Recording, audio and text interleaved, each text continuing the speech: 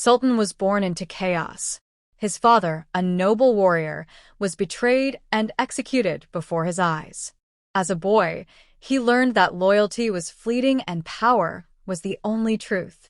He trained relentlessly, growing stronger with each passing year until he became a name whispered in both fear and admiration. War ravaged the land, and the kingdom lay in the grip of a cruel ruler who taxed the poor to fill his treasuries. The people suffered, their cries lost in the deaf ears of nobility. Sultan, now a formidable warrior, saw an opportunity. He gathered those who had nothing to lose, outlaws, mercenaries, men whose lives had been crushed under tyranny. With fire in their hearts, they struck where it hurt the most: granaries, tax caravans, supply lines. The people called him a savior. His legend grew, and soon, noble families disillusioned with the king pledged their allegiance. The rebellion transformed into an army, and Sultan, its leader, marched towards the capital. The final battle was brutal. Blood stained the streets, cries of war echoed through the night, and by dawn, the tyrant lay dead at Sultan's feet. The people cheered, hailing him as their new ruler. But power changes a man. The weight of the crown was heavier than the sword. Decisions were no longer about victory, but about survival. Ruling required more than strength, it required sacrifice. The same people who had fought beside him now stood before him with endless demands. Food, protection, justice. Sultan was not prepared for the politics that came with the throne. Soon he noticed the whispers. Loyalty, once absolute, now felt uncertain. His closest general, Rafiq, no longer looked at him with the same fire of brotherhood. A sense of unease settled in his bones, but Sultan brushed it off. He had conquered the kingdom, surely he could rule it. Yet, as the nights grew longer, so did his doubts.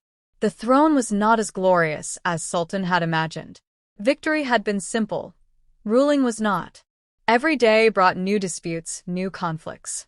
The nobility, once eager to support him, now sought favors.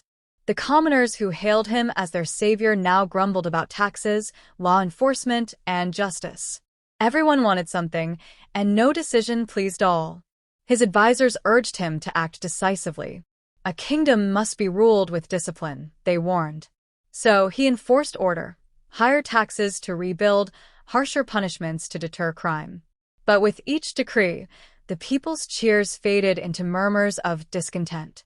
The same streets that had once celebrated his name now spoke it in whispers. He noticed the distance growing between him and Rafiq. Once his most trusted ally, the man had grown silent, his words careful, his presence colder. Sultan ignored it. After all, he had earned his place. His kingdom, his rules. But the signs were there. Reports of missing supplies from the royal armory. Secret meetings in the outskirts. A growing unease among the guards. When Sultan confronted his council, they reassured him there was no threat. But their eyes betrayed their words. One night, a letter arrived, and signed but clear. He is not the man he once was. Beware of the shadows closest to you. Sultan burned it, but the warning settled deep in his mind. Sleep eluded him. Each night, he sat awake in his chamber, hand gripping the hilt of his sword.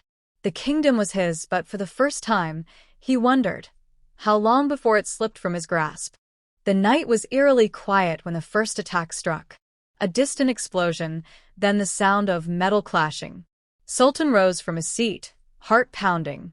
The palace doors burst open as a wounded guard stumbled in, blood staining his armor. "It's Rafiq," he gasped. "The city has turned against you." Betrayal had arrived. Sultan grabbed his sword and rushed to the balcony. Fires raged across the city. His own banners were being torn down, replaced by Rafiq's sigil. The royal guard, once loyal, stood divided, some fighting for their king, others defecting. The rebellion had been planned for months, hidden beneath the surface, while Sultan had been blind to it. The enemies stormed the palace. Sultan fought with the same ferocity that had won him the throne, cutting through waves of soldiers. He was still a warrior, but the numbers were against him. One by one, his most trusted men fell.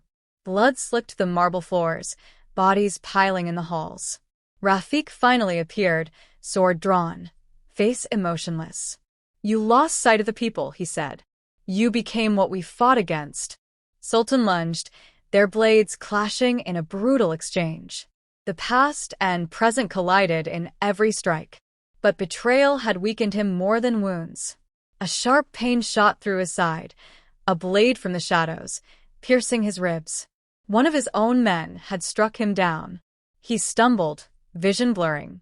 The palace was lost. His kingdom was lost. He had conquered the throne, only to be cast out like the tyrant before him. With his last strength, he fled into the darkness, leaving behind the ruins of his rule. Cold mountain air bit into Sultan's wounds as he rode through the wilderness, his once golden armor tarnished with blood and dust. Each breath burned, each movement a reminder of his fall. He had lost everything, his kingdom, his men, his throne. The Sultan of yesterday was dead. Only a fugitive remained. Days passed in a haze of pain and exhaustion until he found refuge in a secluded village. An old man, weathered by time, recognized him, but did not kneel. "Power is fleeting," he said, tending to Sultan's wounds. "A true ruler is not the one who sits on a throne, but the one who understands its weight." Sultan listened, though bitterness still clung to him. Revenge was a fire in his chest, urging him to return, to reclaim what was his. But then he saw the villagers, people who lived without fear, who built without war. They had no crown, no armies, yet they thrived. For the first time, he questioned everything. Had he ever ruled for them, or only for himself? Months passed. The name Sultan faded from the kingdom's streets, replaced by Rafik's rule. Whispers of oppression spread. The people who had once cheered for a new leader now longed for justice again. One night, Sultan stood at the edge of his former kingdom, watching torches flicker in the city he once called home. Revenge was within reach, but so was something greater. He had fought to win the throne, but he had never fought to deserve it. He turned away. The kingdom needed a ruler, not a warrior. His story was not about reclaiming power, it was about understanding why he lost it. And so, Sultan disappeared into legend, not as the king who conquered, but as the man who learned the cost of a crown.